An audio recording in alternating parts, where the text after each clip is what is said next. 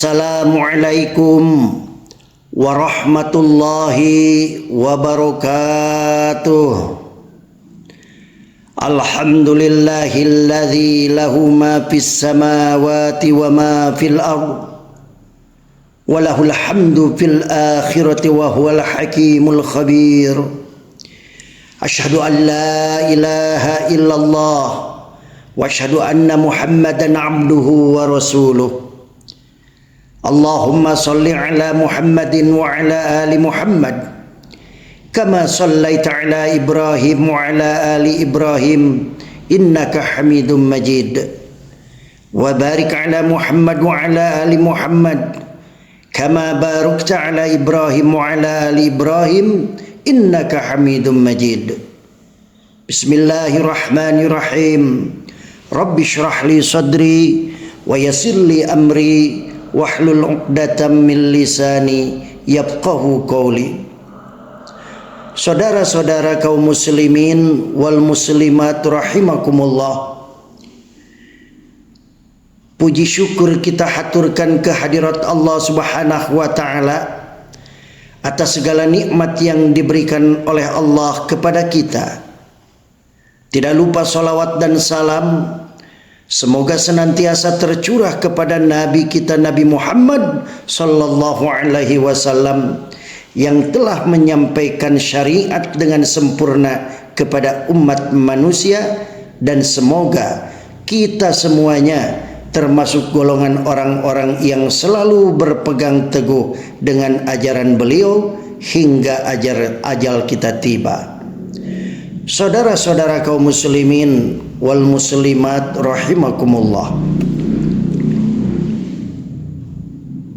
pada kesempatan hari ini, sebelum kita membahas satu ayat Al-Quran, surat An-Nisa ayat 28, marilah kita tingkatkan ketakwaan kita kepada Allah Subhanahu wa taala dengan sebenar-benarnya takwa. Ittaqullaha haqqa tuqatih wa la tamutunna illa wa antum muslimun. Jangan sampai sesekali kita meninggal dalam keadaan kita bukan muslim. Semoga kita meninggal dalam keadaan husnul khatimah. Amin ya Allah ya Rabbal alamin. Saudara-saudara kaum muslimin wal muslimat rahimakumullah, Allah Subhanahu wa taala berfirman, yuridullahu ayyukhaffifa ankum wa khaliqal insanu dha'ifa. Allah hendak memberikan keringanan kepadamu dan manusia diciptakan dalam keadaan lemah. Al-Quran surat An-Nisa ayat 28. Saat menjelaskan makna surat ini dan menjelaskan tentang manusia yang diciptakan dalam kondisi lemah, maka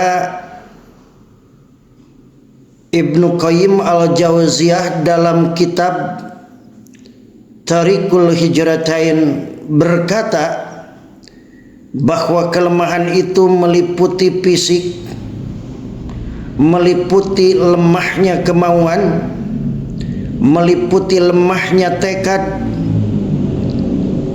meliputi lemahnya ilmu dan kesabaran.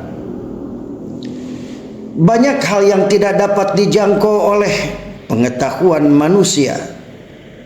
Bahkan hal-hal yang kasat mata pun banyak yang tak dapat dijangkau oleh ilmu pengetahuan manusia.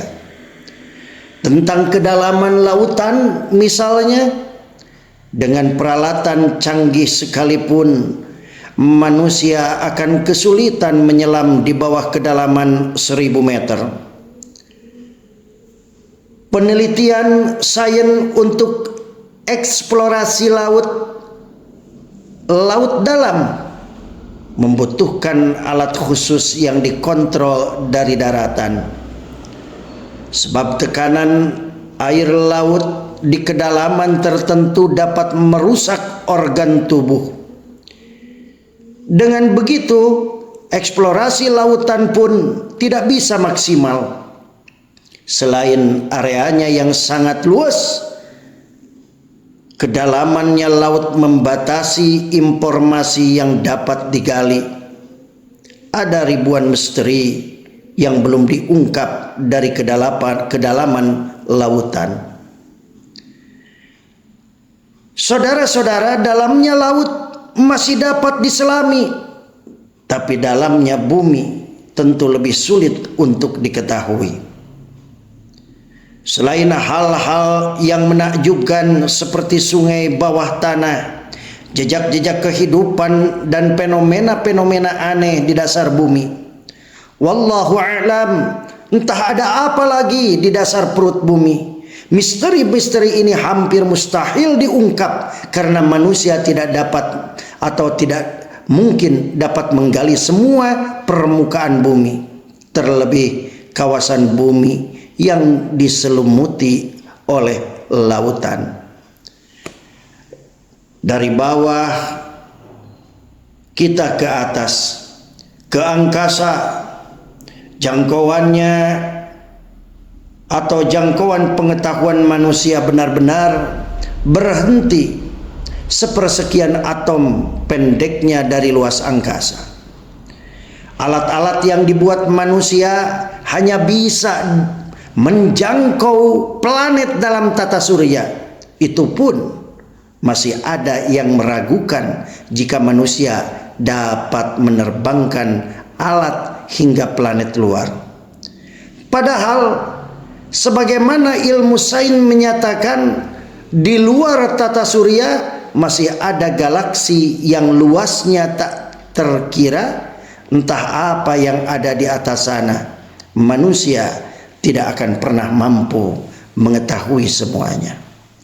Allah Subhanahu wa taala berfirman di dalam Al-Qur'an, "Afalam yanzuru ilas samai fawqahum kaifa bainaha wa zayyannaha wa ma laha min furuj wal arda madadnaha wa alqaina fiha rawasiya wa anbatna fiha min kulli zawjin bahij tabsiratan wa dzikra likulli 'abdin munib." Maka tidakkah mereka memperhatikan langit yang ada di atas mereka? Bagaimana cara kami membangun dan menghiasinya, dan tidak ada keretakan sedikit pun padanya? Dan bagaimana bumi kami hamparkan, kami pancangkan di atasnya gunung-gunung yang kokoh, dan kami tumbuhkan di atasnya tanaman-tanaman yang indah, agar menjadi pelajaran dan peringatan bagi setiap hamba yang kembali tunduk kepadanya. Al-Quran Surat Qaf ayat 6-8. Saudara-saudara, belum lagi jika bicara mengenai hal-hal abstrak dan gaib, akan ada banyak hal yang tidak mampu dijangkau manusia. Dunia jin misalnya menjadi misteri yang mustahil terungkap secara keseluruhan. Eksistensi dunia jin jelas ada karena ditegaskan dalam kitab suci. Bukti berupa penampakan juga tak terhitung jumlahnya, namun pengetahuan manusia tak mampu menjangkaunya. Bahkan sebagian justru mengingkari adanya jin dan menganggap jin hanyalah ilusi dan imajinasi belaka. Padahal jin itu ada. Namun seperti apakah wujud sebenarnya? Bagaimana mereka hidup dan menjalani kehidupan? Manusia tidak akan pernah mampu mengungkapnya. Termasuk hal gaib adalah masa lalu dan masa depan. Manusia hanya mampu mengetahui masa lalu dari sisa-sisa peradaban, peninggalan alam, dan tulisan sejarah. Untuk lebih jauh lagi, informasi tentang masa lalu hanya bisa didapat dari wahyu ilahi. Masa depan lebih gelap lagi. Manusia tidak mampu menjangkau masa depan.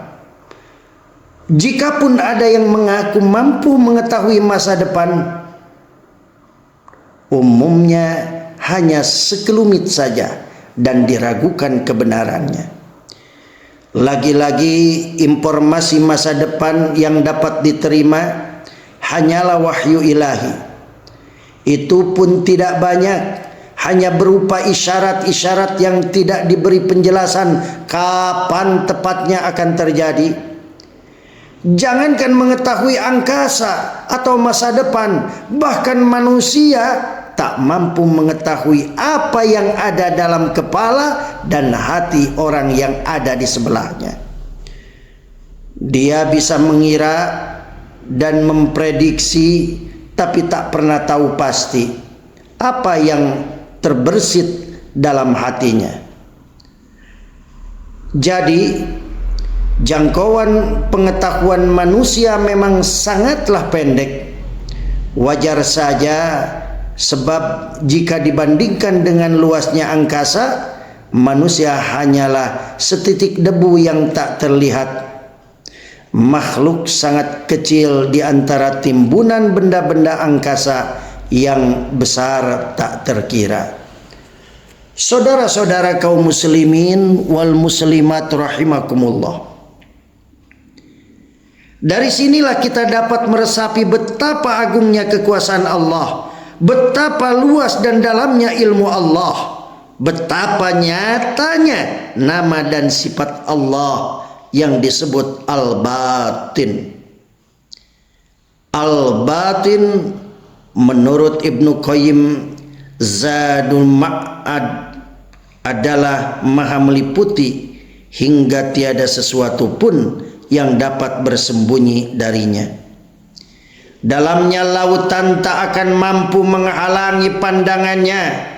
Dasar bumi tak akan mampu menyembunyikan sesuatu pun darinya.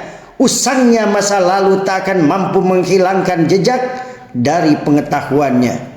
Jauhnya masa depan berada dalam genggamannya, bahkan yang terpendam di dalam hati. Al-Batin lebih tahu isinya melebihi yang punya hati sendiri. Kita berada dalam genggamannya.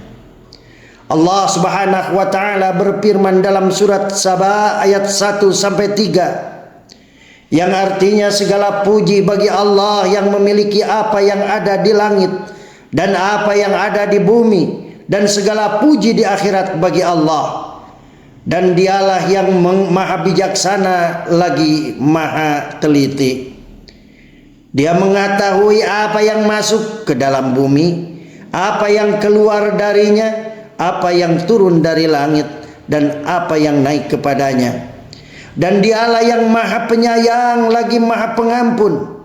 Dan orang-orang yang kafir berkata, hari kiamat itu tidak akan datang kepada kami. Katakanlah, pasti datang, demi Tuhanku yang mengetahui yang gaib. Kiamat itu pasti akan datang kepadamu.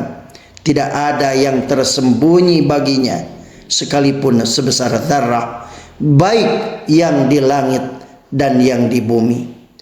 Yang lebih kecil dari itu atau yang lebih besar, semuanya tertulis dalam kitab yang jelas, yaitu Lauhil Mahfuz.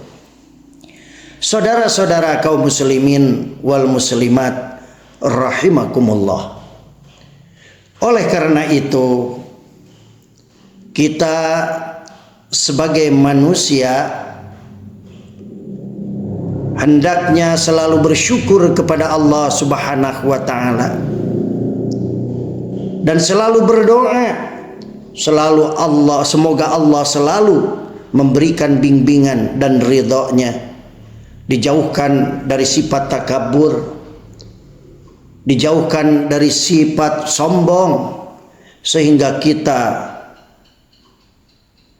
jangan sampai merasa lebih dari apa-apa